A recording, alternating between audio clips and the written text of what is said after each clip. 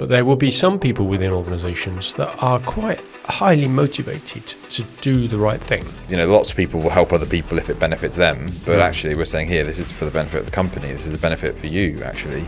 But it is to accept that even without leadership, there is agency within the rest of the organisation. No one has ever affected change without some form of resistance, isn't it? And before you know it, without being told to do so, the whole culture of the organisation starts to change, where everybody's thinking, how do we collectively make this better?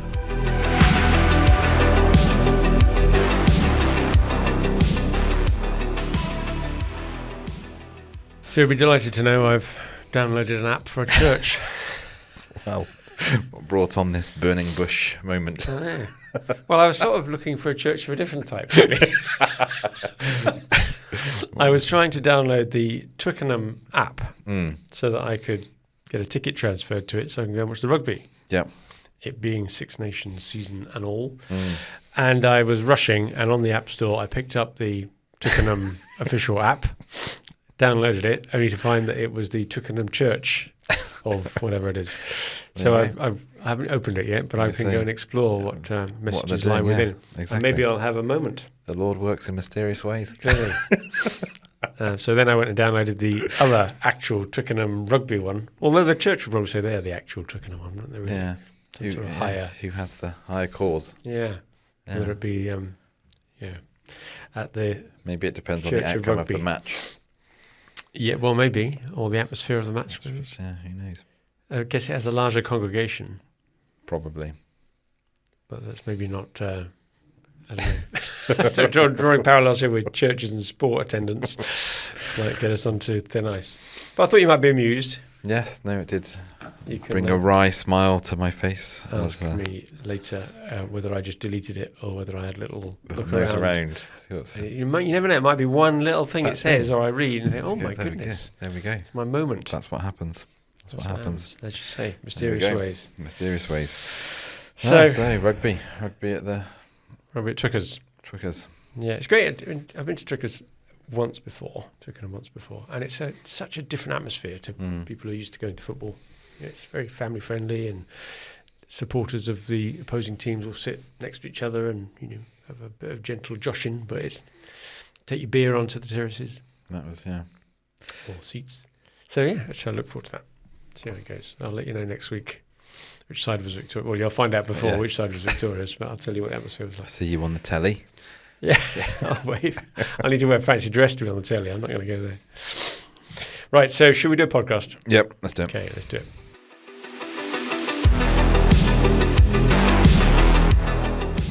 Hello and welcome to another episode of the SME Growth Podcast from Wellmeadow, where every week we try and come up with something useful or interesting or sometimes just a bit wacky for owners and managers of small and medium-sized businesses. With me in the studio is Rich Buckle, my partner in crime. In the studio. Sounds very official, doesn't Do you like that? I was probably in studio. full radio mode there, wasn't I? It was, yeah. I'd got a voice on and everything. A producer and Looking a through light the window outside. to the studio assistant. So you are in the studio with me, this being temporarily converted to a studio. Exactly. Temporary studio. Well, anybody watching, I think, that's a great studio they've got. I didn't realise it's our meeting room. I was by actually day. thinking of temporary structures, temporary sauna the other day. You've seen those pop-up saunas? I you know. get? Well, don't get me onto that. I'm full on getting a sauna in the garden now. And I was on my journey to finding the wooden ones. I found the temporary pop-up ones. I was intrigued. I thought you could... Exactly. Take it to the beach with It you. reminded me a little bit of our setup in here, actually. Turn this into a sauna. That would be an interesting podcast, Well, wouldn't it? that would not be something people want to watch. That would be, yeah. Us I think sweating. we'll gate while that. Yeah. That's the, Do you think there'll be a demand for a gated version of the sauna podcast? the sauna. We're going the a different SME direction there. The Artistic SME sauna difference. podcast. But no, So I anyway, thought, you what a are in great the studio product. with me. What a great product, I thought. Yeah, that's a great idea. I was told I would not use it, though, in terms Wow. of... I would set it up in the garden, and then I thought it's a little bit odd. So does maybe having Saffron a not temporary- realise how to make you even more likely want to do it, to challenge that assertion? Well, I had visions of just being on some remote beach somewhere with a sauna, and then... But then she said, surely you've got to wait for it to cool down before you can go home. I thought, that is an interesting point. Yeah. If you kind of had enough, you've had your sauna, you've looked at the beach, you go, yeah, You can't okay, just this drive is to the all beach nice. and sauna and come back. And then you think, right, okay, now I've got to put this all away and put it in the car, and it's like 100 degrees or something. But I guess it looks like it's all made out of sheet metal, doesn't it? The actual, so it probably cools down Are you sponsored? Have you snuck in a bit of a promotional So if content? you are listening and www. you happen to I have gotta a watch temporary you. sauna, Yeah, you're making a little bit of earnings on the side. Yeah, moonlighting as a Could you get this into the next as a podcast sauna. episode? Yeah. Right, back to what we're really talking about today. It's going to be an interesting one. It's a follow-on from last week's where we're taking inspiration from the Reith Lectures by Rutger Bregman. And we did his first lecture inspired last week and his second lecture inspires today. So let's have a quick summary of how we got to here. We are episode 162. 162. So episode 161. Now, hang on. Last week I asked you, what was the previous one? And you said, oh, no, I want to start at the beginning. Do we start at the beginning? Do we go up? So, well, you change it every Do week. I? You're just I don't confusing know. me. It depends. Mixing it up. Okay, well, And last week's darts I'll go finish, by the way. We finished on a triple, which can't do, obviously. No. But we did have a bullseye in there, so we just so we switched did. those two around, maybe okay. Back as you were. So which way am I going? Once am I going? Let me do it chronologically then, if that helps. 159 business relationships in business. That was the kind of weird Valentine's episode. So Well, I was going to blame Meg for that, but it was the misinterpretation by us of Meg's idea, which is we could do one about relationships. Yeah, so if and you've how they stuck relate with to us business. past episode 159, thank you very much. You think we might have lost a few subscribers? 159. So that's Watch the dip on the 159. graph. 160 is your busy schedule sabotaging growth. That was the how do you put some boundaries in? How do you where do you guilty as focus? charged. Not doing the things that you should be doing, working on the business because you're working in and being busy and justifying it all the way, just like I was in that episode. I actually turned down a piece of work the other day. It didn't fit. So we've got boundaries now. Good. That probably wasn't what we were trying to say in the episode, was it? It was more doing. But it's part of that though. It's an outworking of it, isn't it? Sometimes you've got to know. You've got to know what you're doing. Stick to the knitting. Yeah, you've got to know what you're all about. And then 161 was the dangers of success. Which was the first of the Reith Lecture things. And it was inspired by the tales of how the Roman Empire and Venice and so on had come to great successful riches and then had squandered it all and had ultimately fallen because they took their eye off the important things. And you're smirking. I did say I was going to watch or listen to the Reith Lectures. Did you listen to the Reith Lectures? No, I didn't. I watched Predator Badlands again. Right. Which has, in and of itself, many lessons to teach us. I'm sure it has. Maybe we'll do an episode, 163, what Predator Badlands can teach SME business leaders about. This is your riposte. It's like once when I quoted some Shakespeare, you came back with some rap. And it's like we're from different cultural hinterlands. Not that I know much about Shakespeare, but I knew 3 words or whatever. So that was the first of the Reith Lectures, which inspired last week. We were talking about how success can lead to your ruin. So his second lecture, for those of you that haven't followed the Reith Lectures, which is an annual series run by the BBC of some leading thinker or writer talking about whatever they want to talk about. This year, they came out in November, December, and they're just online on the BBC Sounds Think. That's by Rutger Bregman, who's a Dutch writer. He's got a lot of thought about social change and all sorts, and as I think I said last week, towards the end of his lectures, he starts going a bit into areas that are a bit more contentious, and I don't necessarily all agree with. But his first couple really got me thinking. So the first one was last week, like I say, Venice and the Roman Empire got so successful that they forgot to do all the basics, started focusing on the gaudiness of it all, and ended up falling under their own weight of self-importance. Rot from within. And then the second one was about how lots of major social change in human history has been brought about by small groups rather than the leadership hierarchical structure. And he used as his main example the abolitionists around the abolition of slavery, and talks about how whilst Britain was one of the major beneficiaries of slavery, it was also the leader in the abolitionist movement and managed to finally change the world. But it wasn't the British state that did it to start with. It was a few individuals, and it described how they did it. And it was quite interesting, actually, if you're a student of history, to see how that movement got off the ground. Anybody looking to drive a movement will take lessons from that. But I thought, well, how does that read across into business? And we had a bit of a chat about it, didn't we, just to decide whether this was an episode. And this is a bit of a dangerous one for us to talk about, in a way, because our audience is leaders and owners of small and medium-sized enterprises. And we're almost talking here to the level below them. But by doing so, I think, hopefully giving a warning to those owners and managers to say this might be happening anyway beneath you in your organisation, so watch out. So that's where I came at it from. Yep. Do you think there's something in this? Be the change you want to see.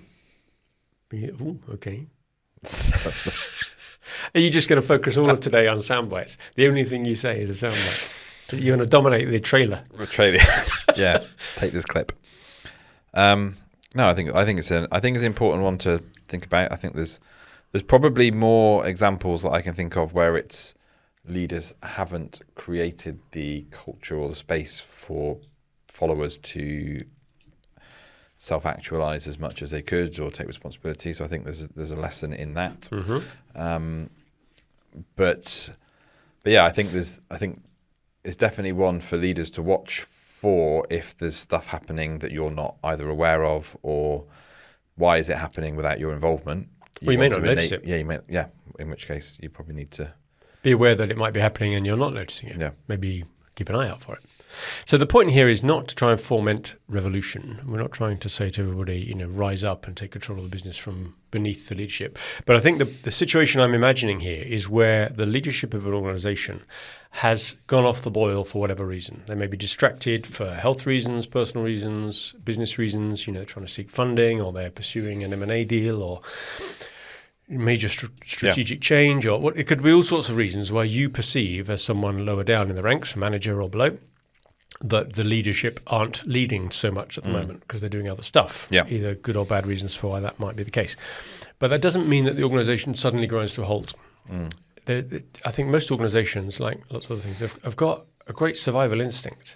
And if, for whatever reason, the direction is missing from the top or distracted, it doesn't stop everybody else in the business wanting to succeed. There's still an innate desire to deliver good stuff and add value to customers, which means if you stop doing it from above, things will still happen from beneath. It may just not be as orchestrated as you would have liked for it to be, and maybe not even go in the same direction. It's like organisational momentum, isn't it? I think there is a certain inertia, a momentum, a flywheel thing going on. And I think you also get and I'm imagining here, and this may not be true in all organisations, you'll tell me it almost certainly isn't, but there will be some people within organisations that are quite highly motivated to do the right thing. Yeah. And have the skills to do so. Maybe some of them are even leaders in waiting of something else. Maybe they already take a leadership role outside of work, in the church, in the theatre group, or even at the pub playing darts, doesn't matter. And there are those characters all over the place. You may have those in your business already. Yeah. And if you stop leading from the top, they then maybe see the opportunity to say, right, well, I'm not being told what to do here. So let me try and get a few managers together and do it together, or just I'll do this. But of course, if they try that for a while and don't succeed, then they'll probably think, I've tried, I'm going to move on and go somewhere else. So you might lose some of your best people. Nature abhors a vacuum. You are on a roll. No, it's true though. And I think it is true. And I think there is that, I think you could almost do this intentionally, maybe. I think maybe it's a good way of just seeing who, cream rises to the top type of thing. You mean as a leader, step back and see what happens. Create the vacuum. And see how much nature abhors it. Well, that's, is it Philip Kotler, the change management guru? First rule of change, create a crisis. If you haven't got one. Did he coin that? Because I remember hearing Jack Welch say that back in the GE days in the 80s. He said never waste a crisis, wasn't it? But I think Kotler was, if you haven't got a crisis, manufacture one so that you actually have got the motivation for change. Yeah. Because the change only happens when the pain of change is lower than the pain of staying the same. So if it's comfortable, then the pain of staying the same isn't very high at all. So you stay where you are. I think maybe some of this as well ties into the sort of Gallup poll of employee engagement, where you've got 50% are pretty much neutral, and 25% are actively engaged, and 25% are actively disengaged, and or whatever those numbers are. But this is something like that. That's sort of the spread, I think. But it's so. This is around identifying those actively engaged people within I think the business. There's a group here within that top 25% that they would happily be. They're very engaged and they want to do stuff, but they're not necessarily the right type of character or behaviour traits to lead that change. They will happily welcome it, maybe even ask for it, support it, but they don't trigger it. And there are relatively few people in the world, aren't they, that can make change happen, whether that's 5%, 10% of the population, whatever. But you'll have some of those in your organisation. So take your premise then. Either you step back deliberately to see who they are, or some other circumstance has caused you as a leader to step back. Yeah. For what we said at the intro. Then someone else of that character trait could well step in. So this episode was really about when that happens and what could it be and all that. It's not about trying to, let's say, foment revolution or ask anybody to be unprofessional, but it is to accept that even without leadership, there is agency within the rest of the organisation. Yeah. At whatever level you work, you can still do more than just your day job. I think that's what I wanted to challenge. Yeah. So if you wanted to make change, I don't think you could say, let's have a staff meeting in the canteen and everybody comes in and you sort of, put it to a vote and all this sort of stuff. It's not that sort of moment, really. It's more about maybe more quietly but professionally and around the edges. And rather than just focusing on how do I the rest of the company's doing, its own thing. It's not very well coordinated. It's not in the right way. I'm just going to focus on my own department, do my own thing. Rather than just that, it's how do you branch out? How do you start influencing as a manager or a worker in one of those teams? How do you influence the broader company? Is that a question? It's a pause in case you wanted to comment. No, I think it's... do you know what, when we were talking about this before, it reminded me of that episode we did, the book review on co-intelligence, where we talked about the jagged frontier. Ethan Mollick. Still got it. Yeah, I should put it on the bookshelf. And maybe we should do it. But it just reminded me, it's like that jagged frontier between departments, maybe. And maybe some of this is about smoothing that as just a kind of visual representation. Well, there's lots of interfaces between departments. The other thing that it made me think of was the Starfish story. I've told the Starfish story before. But is it the same Starfish story which caused us to have a little starfish given to us? I don't know. Maybe. I don't know. I don't know what that story was. But anyway, this story, young couples walking down the beach, probably having listened to our episode 159, the romantic relationship advice. And they see all these starfish washed up on the beach. Yeah. And there's a guy there throwing them back into the sea. And the chap's like, mate, you can't save all of them. You can't make, you're not going to make a difference type of thing. And he picked one up and he threw it in. Said, made a difference to that one. Now, that is exactly the story I was referring to. I'm going to go and find it. Keep talking. So that was so that's, it's a classic. It's a bit, of a hackneyed kind of story in terms of but I didn't actually realise that was the reason that was. That's how I got Starfish. that. Oh, right. That was given to us by Mary Walsh. Mary, God bless you. Thank you very much for that. She gave this to her team, and we were advising at the time for a 25th anniversary of the business called Saks. And that was exactly the story she told. Oh, right. And for those of you that can't see what I'm holding up, it's a really heavy piece of metal paperweight in the shape of a starfish. Shiny thing with an engraving on the front with the company name of 25 years. And she told that story. That you can't save all of them, but I can save that one. Can save that one, exactly.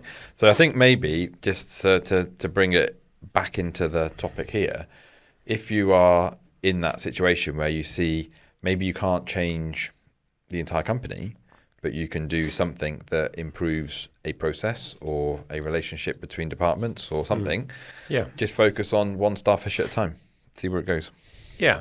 And I think that's the focus to have with that isn't just to say, whatever my job is, I'm going to make that better. Because that you should be doing that anyway, whether you're led or not. We're all paid to do our job well and maybe find improvements.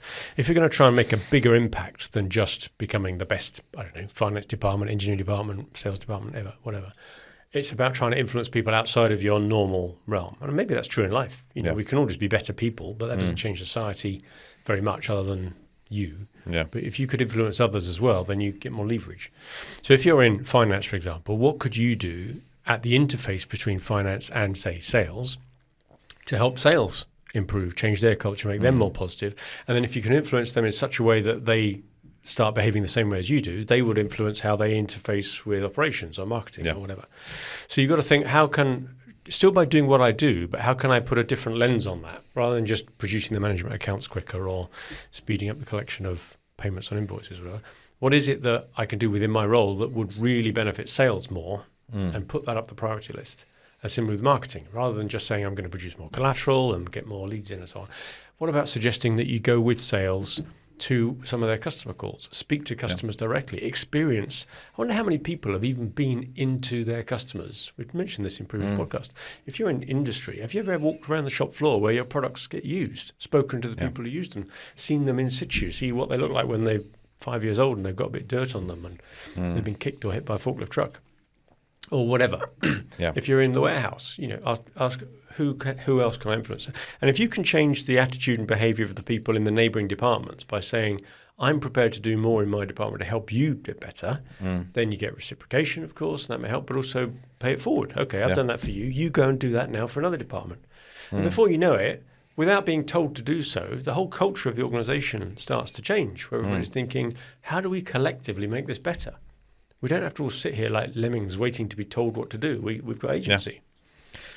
Well, I imagine if you were to open up your Twickenham Church app, it might say something along the lines of intrigued now. Love thy neighbour as thyself, which is essentially the message that you've just, that is thinking about others as you would think about yourself, putting others before you. We're going to get shared now by all sorts of different channels to the ones that we're used to. We're going to have a whole new audience. Oh, hang on, Twickenham wants to send me notifications, says the church app. Does it? Do you think it's going to give me some sort of daily inspiration? It might do. I don't know. I'll have to vet it, make sure it's the right kind for you. Oh, I see. Right, is there different brands? There's brands. Okay. I'll have to check in on that. He wants me to sign in. I think that's where my journey ends. But so I think it's there's a certain level of like with all these things, isn't it? If you want to change things, then normally it does have to start with you, and it does have to start with a level of. We talk a lot about like servant leadership as a concept, isn't it? And it's almost that in the micro environment that you're in. Yeah. How can you help another department just so that you can, without very obvious ulterior motives. Lots of people will help other people if it benefits them, but actually we're saying here, this is for the benefit of the company. This is a benefit for you, actually.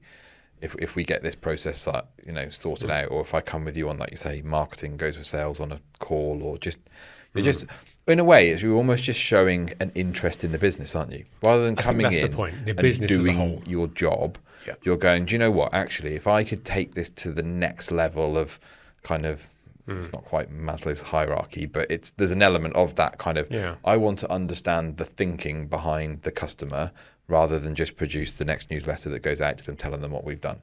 Yeah. I want to understand their motives. I want to be in their environment. I want to, walk a mile in their moccasins. Do they have to wear moccasins? Don't have to be. Well, it's interesting. We did speak only yesterday to one of the directors at HubSpot in charge of marketing, and she reached out to us to just meet us. Yeah. So she's doing that, isn't she? She's in marketing, but she's speaking to what for her is her customers, HubSpot partners. And she didn't have an ask or anything in particular to sell. She was just wanting to find out about us. Yeah. So that's kind of what we're talking about, really. You can do that. I think the warning sign here is don't try to save the world all in one go, the whole boil the ocean thing. You may feel, and you may be wrong, but you may feel that the company isn't going in the right direction or isn't going in any direction and that it's stagnating and that you want to do something about it. I don't think you stand much chance of success if you're just going to start going around other departments telling them how to do their job better. I think there's going to be an initial resistance to even hear your message. But anyway, you've not necessarily got the background experience and context to do that, even if you can get past the fact that people are thinking, what the hell are you doing here, telling me how to do my job?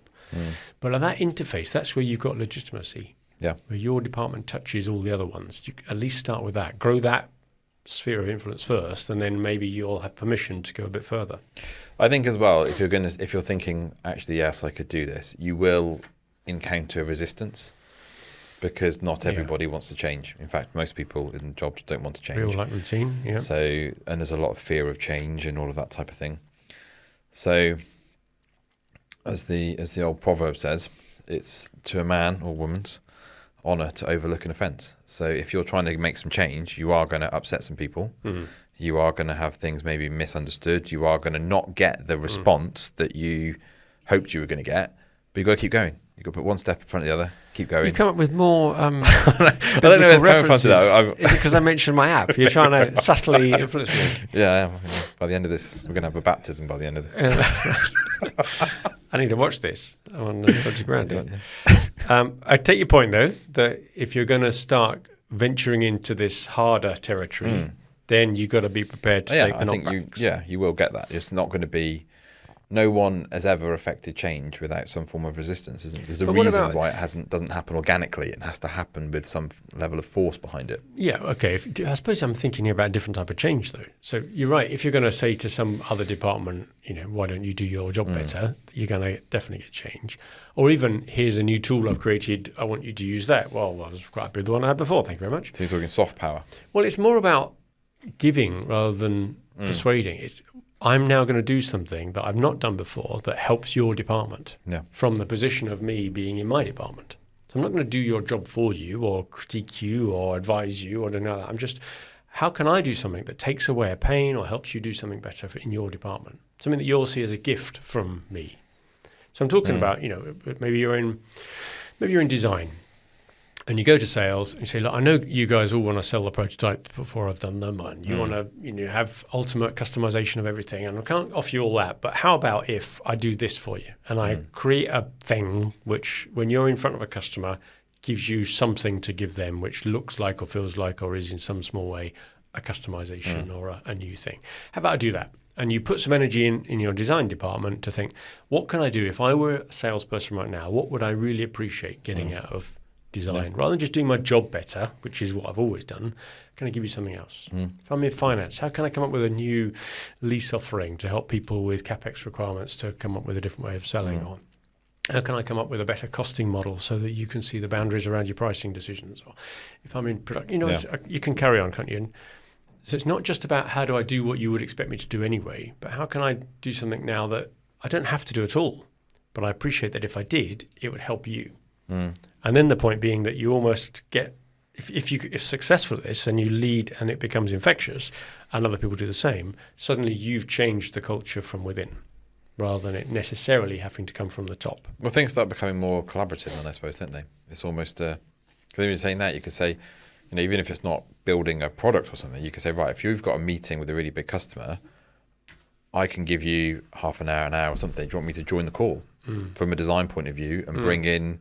It doesn't have to be build a whole tool or something. It could just be, do you want me to have input at this early stage and support you in this and maybe come up with another angle rather than it just being a kind of you do your bit, then you hand it over and then we have a big bun fight because you sold something that we can't do and then we've got to go back and forth and all that type of thing. I was just reminded of interest in, there was a HBR article from ages ago where it talked about there was an intern at a company, research company, and I think we probably talked about this before, where she started bringing biscuits in for 11 o'clock tea. And all of a sudden, everybody started coming out of their labs or whatever and meeting and having this kind of 15, 20-minute break. But it was actually collaboration and discussing what you're working on. I didn't realise that.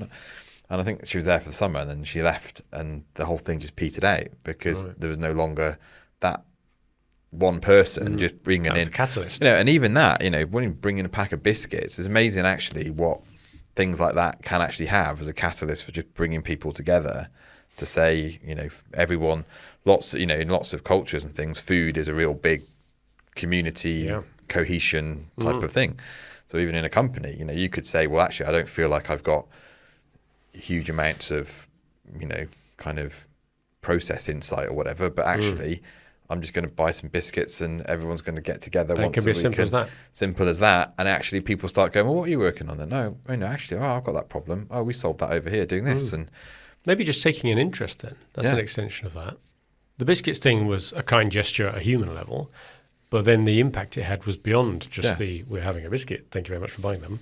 It generated discussions that weren't taking place anyway. And maybe the person who brought the biscuits in also started that sort of discussion. It'd be nice to think, wouldn't it? Yeah. That, here's a biscuit, what are you doing? Yeah. And maybe that's the very first thing we can all do is just ask each other, what are you up to? What's you on with today? What's your big issues? How's your day going? Beyond the, it's a lot on and I'm busy. Well, what are you doing then? Is there anything in your area that's causing you grief that maybe impacts in my area or I can help you with? But I think also as well, and sometimes it probably goes without saying, but it's worth repeating. That it's not just so it's about that. Okay, how can we come up with ways that can help other people from just the point of view of pushing the business forward, but also do you encourage other people in other departments? Do you if someone, or even in your own department, if someone does something really well, I think Brits, we're not, maybe our cousins over the pond, are much better at the slap on the back, great job buddy kind of thing. And we're always very cynical about quite kind reserved, of aren't we? all that type of stuff. But I actually think that can start to unlock quite a lot of things when people are much more encouraging, or that was great what you did there, that really worked well in that presentation, thanks for or anything like that. And again, it's that whole Starfish thing. You only got to do it a couple of times a day. If everybody in every company encouraged each other once a day, you would have such a massive positive impact. Well, they say you're the average of the 5 people you spend most time with, right? Or whatever the number is, and how that works. And I can get that. So imagine if you were the one that tipped the balance so that somebody else then became that way and you changed it. You can imagine how groups from within, small groups from within, can make big change. A bit like Rutger Bregman said about the abolitionists. How many companies are there where the people go in, they just moan about everything, nothing ever changes around here. And if everybody moans about it, it's very unfashionable to be the one that says, you know what, it's not that bad. You're doing all right, really. I mean, compared to, at least we've all got jobs and at least we're doing this good work. And it's like, does anything change by just moaning about it? Yeah. No. So it maybe makes you feel better, but the critic is in a very safe place, aren't they? They haven't got to make the decision of what to do instead then. I read a great quote on that the other day. I'm going to have to find it. I'll take a photo of it because it was this one here. Aldous Huxley. Oh, yes. From 1933. He of Brave New World? Brave New World, and what was his other one? Doors of Perception, wasn't it? Mm. He said, the surest way to work up a crusade in favour of some good cause is to promise people that they will have a chance of maltreating someone, to be able to destroy with good conscience, to be able to behave badly and call your bad behaviour righteous indignation. This is the height of psychological luxury, the most delicious of moral treats. My goodness, that's what Aldous Huxley said. And I thought that's a great quote, but it's so true. So it's like, don't jump on the bandwagon of the negativity, be the change. Why am I reminded of the lyric, the day Aldous Huxley died? I think he died on the same day as JFK, didn't he? Did he? And it's a lyric of a song. I think his wife gave him LSD, didn't she, on his deathbed? Oh, gosh, this has triggered a few side thoughts that we didn't expect. So closing out on our theme then, back to the theme. It's about the fact that sometimes leaders do appear to be distracted, but that can be for very good reasons or for not such good reasons. But either way, if you're within the organisation, you don't just have to give up and let the thing slide into some sort of disrepair or status quo. You have agency, and if you and enough other people can gradually change behaviours, you can not quite lead it from beneath, but you can still make positive change. Yeah. And sometimes that can evolve into very, very positive things. Yeah, indeed. Okay. Great. Thank you for that. So I think we'll stop there in terms of taking inspiration from Rutger Bregman's Reith Lectures, because they were the two that seemed most appropriate for linking across to an SME audience. So I hope you enjoyed that. Very good. Next week, Predator Badlands. Stay tuned. Can't wait. Thank you very much for listening to another episode of the SME Growth Podcast. Hopefully you found that interesting, a little bit different for this week. And if you think someone else you know might be interested in hearing that too, then please forward them on our link or tell them all about it. But in the meantime, good luck with your business.